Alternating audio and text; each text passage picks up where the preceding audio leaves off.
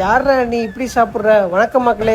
எல்லாரும் எப்படி இருக்கீங்க? நல்லா இருக்கீங்களா? மார்னிங் எழுந்திரிச்சு இந்த மாதம் இன்சென்டிவ் வாங்கிடணும்னு சொல்லியிருந்தோம். அது நமக்கு இன்னும் தரல. மார்னிங்கே ஒரு நல்ல சன்ரைஸை பார்த்துட்டு நம்ம நேராக ஒர்க் பிளேஸ் போயிட்டு மஜாவான டீயோட ஒர்க்கை ஸ்டார்ட் பண்ணியாச்சு. நண்பனுக்கு ஒரு அரைப்பாயில போட்டு கொடுத்து சின்ன தோசை பெரிய தோசைன்னு போட்டு நம்ம சர்வ் பண்ண ஸ்டார்ட் பண்ணியாச்சு. கொஞ்ச நேரம் ஒர்க் இல்லை, அப்படியே நம்மளும் சாப்பாடு எடுக்க ஸ்டார்ட் பண்ணியாச்சு.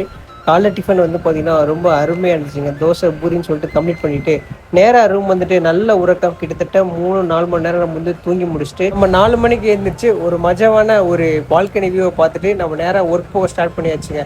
நம்ம 2 மணிக்கு சாப்பிடல, அதனால அந்த சாப்பாடை நம்ம கேரி பண்ணிட்டு நேராக நம்ம கடையில் போய் சாப்பிட்டாச்சு. நம்ம நேராக கடைக்கு போனதும் நம்ம மைதா மாவு கூட மல்யுத்தம் நடத்த ஸ்டார்ட் பண்ணியாச்சுங்க.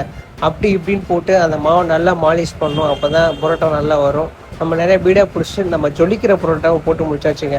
நம்ம யூடியூப் சேனல் பார்த்தீங்கன்னா 1000 சப்ஸ்கிரைபர் வர நமக்கு இன்னும் பார்த்தீங்கன்னா ஒரு 150 தான் தேவைப்படுது. ஸோ மறக்காமல் அதிலே ஃபாலோ பண்ணிக்கோங்க. நமக்கும் அப்படியே சாப்பாடு எடுத்தாச்சு கைஸ். நம்ம இன்னைக்கு அமௌண்ட் போடல. ஸோ நாளைக்கு சேர்த்து நம்ம 400 போட்டுடலாம். Bye bye guys.